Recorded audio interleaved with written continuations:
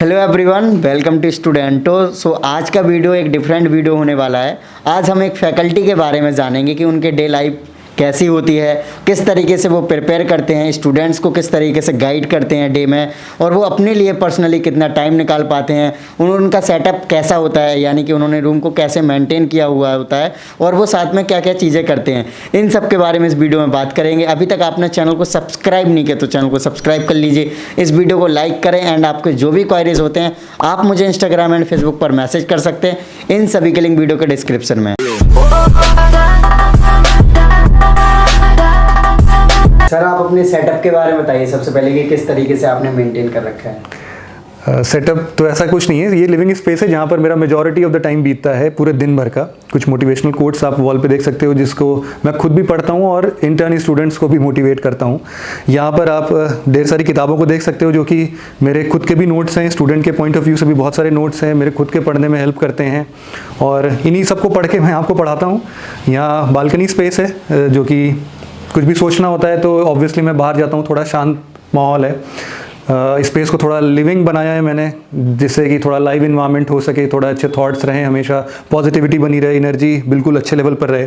Sociology की books, ये working space है एक्चुअल में, जहाँ पर मेजॉरिटी ऑफ द टाइम मैं यहीं बैठ के काम करता हूँ। टीचर के पॉइंट ऑफ व्यू से देखें तो ये माइक जिससे मेरी आवाज़ आप लोगों तक पहुँचती है, और ये है राइटिंग पैड। यूजुअली जो भी चीज़ें मैं लिखता हूँ वो इसके साथ ही है।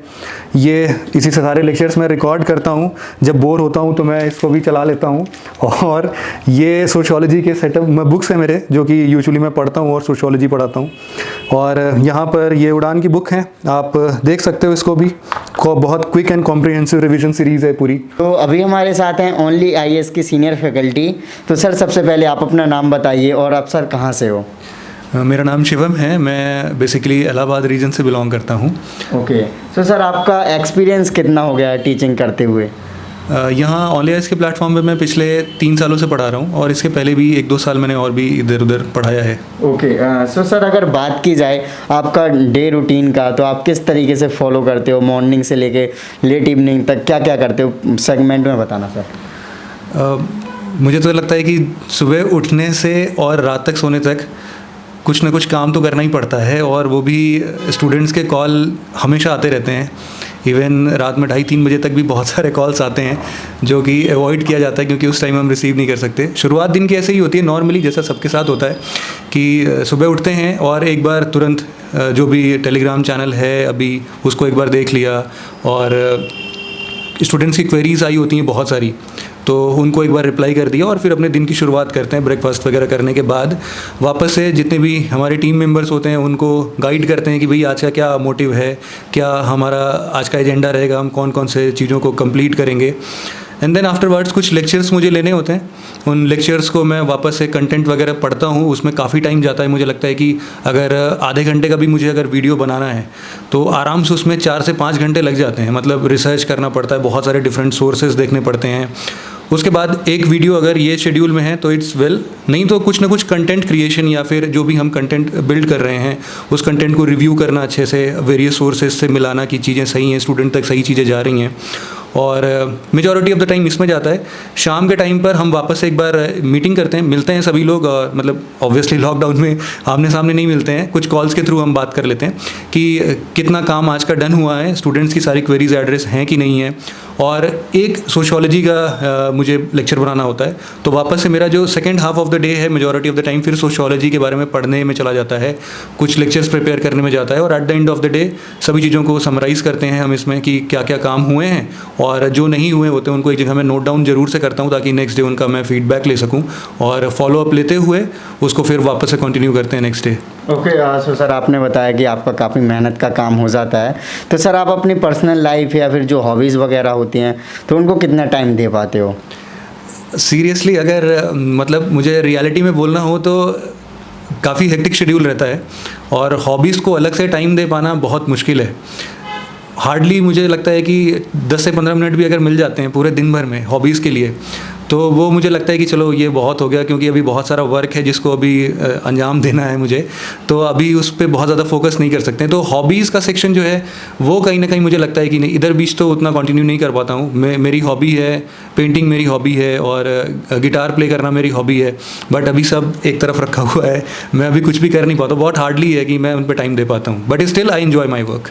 अगर आपके ओनली आईएएस की बात की जाए तो वो किस तरीके से यूपीएससी हो या फिर स्टेट पीसीएस एग्ज़ाम हो तो उनमें किस तरीके से गाइड करता है, या फिर आपके जो प्रोग्राम है, आपका कुछ फ्री कंटेंट है तो वो किस तरीके से हेल्प करता है सर? उसके बारे में थोड़ा सा डिटेल में बता दीजिए, क्योंकि आप ओनली आईएएस से जुड़े हो तो आपको पता होगा ज़्यादा, क्योंकि स्टूडेंट्स में आजकल ओनली आईएएस काफ़ी पॉपुलर हो रहा है। यहाँ पर शुरुआती दौर पर देखा जाए कि मान के चलिए अगर कोई एक बिगिनर है और उस बिगिनर को अपनी प्रिपरेशन स्टार्ट करनी, उसका एक सपना है कि वो यूपीएससी या फिर किसी भी स्टेट पीसीएस एग्ज़ाम की तैयारी करना चाहता है, उसके लिए बहुत सारे फ्री रिसोर्सेज हैं ओनली आईएएस चैनल पर, जैसे कि वो एडिटोरियल देख सकता है। हालांकि एडिटोरियल मुझे पता है कि इस टाइम पर हज़ारों चैनल्स हैं जो कि एडिटोरियल डिस्कस करते हैं, बट शायद ही किसी को पता हो कि सबसे पहले एडिटोरियल डिस्कस करना ओनली आईएएस ने स्टार्ट किया था। हालांकि उसके बाद बहुत सारे चैनल्स ग्रो कर गए हैं, बट स्टिल अभी भी हमारा फोकस वही होता है कि मेंस पर्सपेक्टिव से हम एडिटोरियल को डिस्कस करते हैं।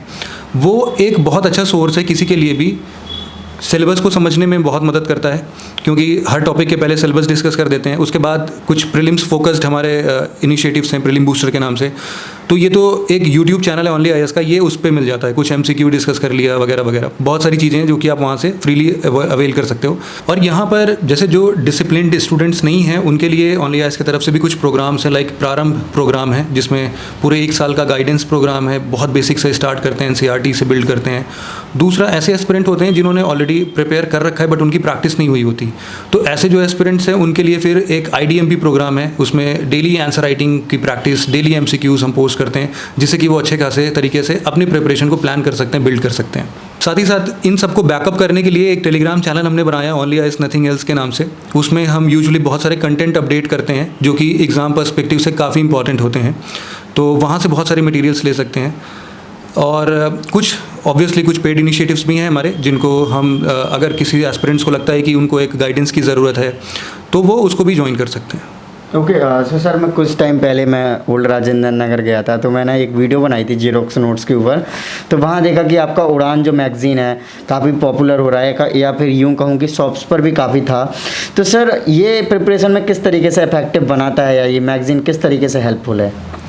उड़ान मैगज़ीन एक्चुअल में हम सबके दिमाग में एक आया था, बहुत सारी स्टूडेंट्स की एक्चुअल में क्वेरीज आई थी कि वो पढ़ तो लेते हैं, बहुत ज़्यादा पढ़ लेते हैं, बट जब एग्ज़ाम आता है ना तो उनको रिवाइज़ नहीं कर पाते हैं। सारा कंटेंट एक जगह कहीं पर ऐसा नहीं है कि बिल्कुल क्रिस्प फॉर्म में वो अवेलेबल हो कि चलो पढ़ तो कहीं से भी लिया है, बट एग्ज़ाम टाइम में हमें क्या पढ़ना चाहिए। तो उड़ान सीरीज़ की जो मैगज़ीन है, इसमें टोटल जहाँ तक मुझे याद है 9 बुकलेट्स हैं टोटल, हर एक सब्जेक्ट की हैं। और इसमें क्या हमने फोकस किया है कि इसका टैगलाइन ही है हमारा quick and comprehensive revision series है। तो आपने पढ़ रखा है उन चीज़ों को, आपको रिवाइज़ करना है, तो आपको एक प्लेस चाहिए जहाँ से आप हर एक चीज़ पढ़ सकते हो, और उसके लिए उड़ान सबसे परफेक्ट बुक है। तो अभी के हिसाब से उसमें सारे कंटेम्प्रेरी डेवलपमेंट्स उसमें हमने इंक्लूड कर दिए हैं, एग्जांपल्स के साथ है, बहुत सारे फैक्चुअल इन्फॉर्मेशन है, कॉन्सेप्चुअल इन्फॉर्मेशन है, तो आप एक बेशक उसको अपना रिवीजन सीरीज़ मान के चल सकते हो। ओके सो सर, एक अगर हम बहुत ही इम्पोर्टेंट बात करें तो क्या सर कोचिंग या ऑनलाइन कोचिंग या ऑफलाइन कोचिंग लेना ज़रूरी है स्टूडेंट्स को? क्योंकि लॉकडाउन के चलते फाइनेंशियल प्रॉब्लम भी बहुत सारे लोगों की ख़राब हो गई होगी, तो इसको आपको क्या लगता है कि कोचिंग लेना बहुत ज़रूरी है यूपीएससी की जर्नी में? देखिए, ये तो कहीं पर भी ऐसा कोई क्राइटेरिया मेंशन नहीं है कि यूपीएससी क्रैक करना है या फिर किसी भी एग्ज़ाम को क्रैक करना है तो उसके लिए आपको किसी की ज़रूरत पड़ती है। आप सेल्फ डिसिप्लिन के साथ इसको अचीव कर सकते हो, क्योंकि अब वो ज़माना नहीं रहा। जैसे कि आज से 7 साल 10 साल पहले की बात करते थे तो उस टाइम सोर्सेस अवेलेबल नहीं हुआ करते थे, आज बम्बार्डमेंट है हर एक चीज़ों का। तो अब वो इशू नहीं है कि आपको ज़रूरत पड़ेगा कि किसी आप गाइडेंस की ज़रूरत है या तो किसी को आप ज्वाइन करते हो, ऐसा कुछ नहीं है। एक्चुअल में क्या होता है कि एक सब्जेक्टिव कंटेंट है और पर्सन टू पर्सन वेरी करता है, किसी का स्ट्रेंथ और किसी का वीकनेस अलग अलग हो सकता है। तो मे बी हम लोग बहुत सारे टॉपर्स की वीडियोस को देखते हैं, हमने for example let's say Ira Singhal के टॉपर वीडियो को देखा, उनका अपना एक एजुकेशन बैकग्राउंड रहा है। अगर हम उनकी स्ट्रैटेजी फॉलो करेंगे तो बेशक हो सकता है उसमें से वो उनके वीकनेसेस हमारे स्ट्रेंथ हों और उनकी स्ट्रेंथ हमारी वीकनेस हो, तो उनकी स्ट्रैटेजी एज सच हमारे काम में नहीं आएगी, हमें अपनी स्ट्रैटेजी बिल्ड करनी पड़ेगी। स्ट्रैटेजी बिल्ड करने के लिए आपके पास होना चाहिए डिसिप्लिन, सेल्फ मोटिवेशन, जिसके पास भी डिसिप्लिन सेल्फ मोटिवेशन है उसको तो मुझे नहीं लगता किसी भी ऐसे गाइडेंस प्रोग्राम की ज़रूरत पड़ती है। Right sir. लेकिन जिसको ऐसा लगता है कि उसको एक पुश फैक्टर चाहिए, मतलब वो पढ़ना चाहता है, वो सीरियस बंदा है, लेकिन उसको चाहिए कि मेरे को कोई पुश कर दे और फिर मैं पढ़ लूँगा, ऐसे एस्पिरेंट्स को मे भी कोई गाइडेंस प्रोग्राम ज्वाइन कर लेना चाहिए। ये उनके एग्ज़ाम के लिए इंपॉर्टेंस रखता है और इस वे में किसी को लगता है कि इसकी ज़रूरत है तो बेशक वो ज्वाइन कर सकते हैं। ओके, सो सर लास्ट में कोई मैसेज रहेगा जो नए स्टूडेंट्स हैं जिन्होंने 12वीं के एग्ज़ाम दिए हैं या फिर ग्रेजुएशन किया और उसके बाद यूपीएससी करना चाह रहे हैं, तो उनको किस तरीके से चलना चाहिए? सबसे इम्पॉर्टेंट पोर्शन यही आता है कि अगर उनका ड्रीम है यूपीएससी की एग्ज़ाम को क्लियर करना या फिर किसी भी एडमिनिस्ट्रेशन डिपार्टमेंट में आना, उसके लिए जो भी एग्ज़ाम है उनके लिए सबसे पहले वो सिलेबस को देख लें, बहुत अच्छे तरीके से देख लें और प्रीवियस ईयर के क्वेश्चंस देख लें, जो कि इवन अगर प्रिपेयर्ड नहीं भी है, मतलब हो सकता है उन्होंने पढ़ा ना हो ना, तो वो लेकिन देखें ज़रूर से। बिना देखे किसी भी प्रिपरेशन की स्टार्ट करना अपने आप में एक गलत डायरेक्शन देना होता है, तो एटलीस्ट स्टार्टिंग बहुत सही होनी चाहिए, ये ज़रूर से कर लिया करें वो। Okay, so thank you so much sir, आपने इतना कीमती टाइम दिया और सर ने जो कोर्सेज़ वगैरह के बारे में बताया तो उनके लिंक इस वीडियो के डिस्क्रिप्शन में मिल जाएंगे। और अभी तक आपने चैनल को सब्सक्राइब नहीं किया तो चैनल को सब्सक्राइब कर लीजिए, इस वीडियो को लाइक करें एंड आपके जो भी क्वारीज होते हैं आप मुझे इंस्टाग्राम एंड फेसबुक पर मैसेज कर सकते हैं। साथ में ये वीडियो काफ़ी अच्छा लगा होगा आई थिंक, अगर आप चाहते हो इसी तरीके की और भी वीडियो बनाए तो कमेंट करके बता सकते हो। जय हिंद।